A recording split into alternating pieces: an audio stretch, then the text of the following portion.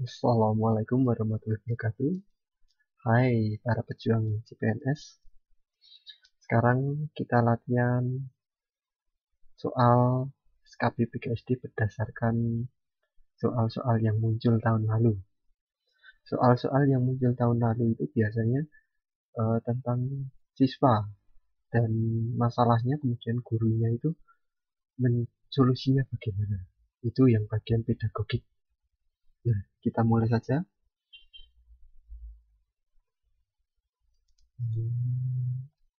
Nah, soal yang pertama.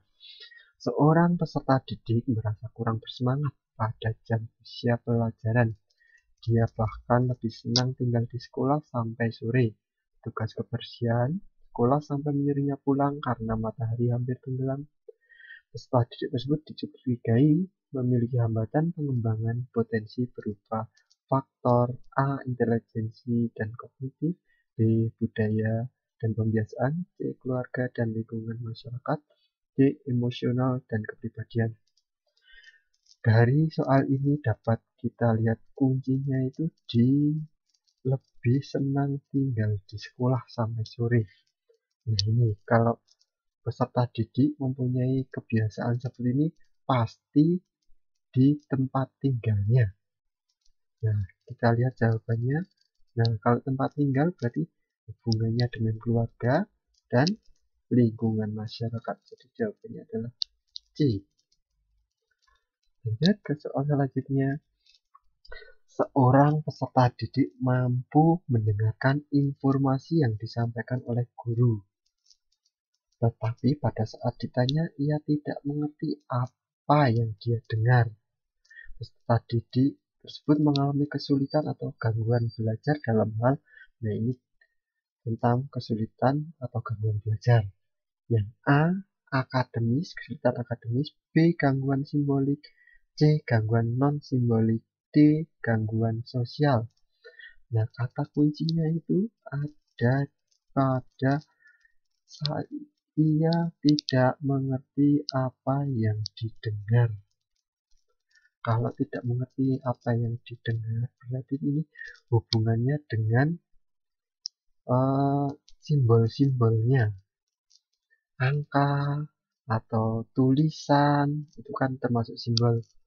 Nah, dalam hal ini, dari jawaban ini yang tepat adalah gangguan simbolik. Kalau akademis itu tentang pencapaian, pemahamannya. Kalau yang non simbolik ya tentang bahasa mungkin. Kalau yang sosial berarti tentang lingkungan, tentang masyarakat. Kalau yang ini paling tepat adalah gangguan simbolik. Selanjutnya, ini ada soal Bu Melati memberikan pertanyaan dengan jelas kepada siswanya. Tetapi siswa tersebut memberikan jawaban atas pertanyaan tapi siswa tersebut tidak memberikan jawaban atas pertanyaannya. Soal ini masih kurang, tidak memberikan jawaban ya. Tindakan apa yang paling tepat yang harus dilakukan Bu Melati? A. Menunjuk peserta lain untuk menjawab pertanyaan tersebut. B. Memberi kritik agar peserta didik berusaha menjawab walaupun salah. C. Menyederhanakan isi pertanyaan agar mudah dipahami peserta didik. D. Menjawab sendiri pertanyaan tersebut. Dari hal ini dapat dilihat dari ini. Bu Melati memberikan pertanyaan dengan jelas. Dari sini berarti Bu Melati sudah memberikan pertanyaan dengan jelas. Tapi timbul masalah siswa tidak dapat memberikan jawaban atas hal tersebut. Berarti siswanya sudah mentok, tidak memiliki jawabannya. Bagaimana solusinya? Kalau kita jawaban menunjuk peserta lain untuk menjawab pertanyaan tersebut, berarti memberi kesempatan kepada siswa lain untuk memberikan aktualisasi dirinya. Yang lain ya, memberikan kritik peserta didik berusaha menjawab walaupun salah. Nah, ini padahal siswanya sudah mentok, kurang tepat ya, sudah tidak memiliki jawaban karena dia tidak mampu.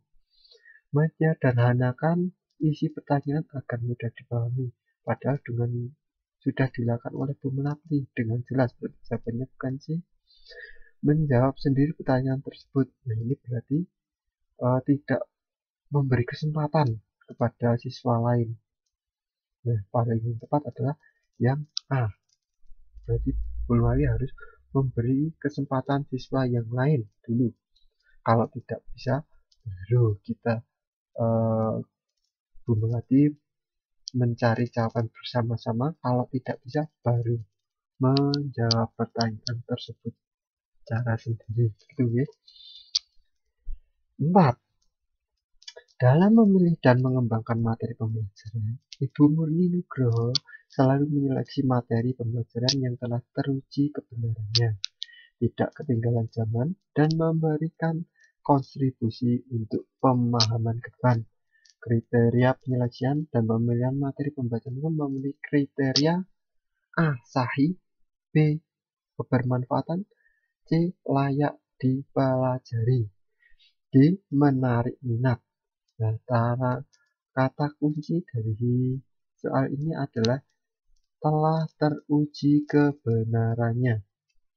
Nah, telah teruji kebenarannya itu berarti adalah soalnya materinya itu sahih atau dapat dipertanggungjawabkan kebenarannya. Jawabannya sudah jelas ya, berarti adalah A.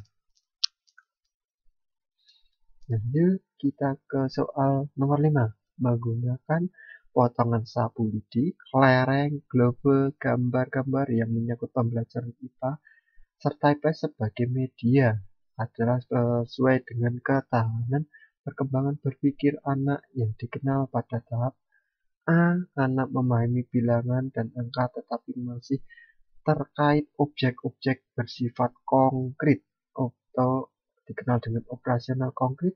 B. Pengamatan dan indera yang intensif terhadap lingkungannya atau sensor motor. C. Dominasi pengamatan bersifat egosentris. D. Kemampuan mengoperasionalkan kaidah logika yang tidak terikat lagi dengan objek yang bersifat konkret. Yang di sini berarti kata kuncinya yaitu menggunakan potongan sapu lidi dan kelereng. Berarti ini menggunakan benda-benda nyata untuk pembelajarannya. Nyata itu kalau dalam bahasanya berarti konkret. Berarti di sini sudah jelas. Yang menggunakan konkret. Nah, ini A.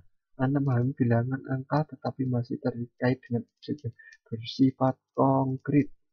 Jawabannya berarti A. Untuk soal saat ini cukup ini saja. Jika channel ini bermanfaat untuk Anda, silakan like, komen, atau subscribe. Saya sangat berterima kasih agar lebih semangat. Jika channel ini bermanfaat untuk orang lain, silahkan share ke teman-teman saudara yang membutuhkan.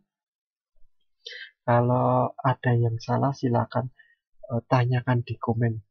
Untuk selanjutnya, konten selanjutnya akan diperbaiki. Cukup sekian. Wassalamualaikum warahmatullahi wabarakatuh.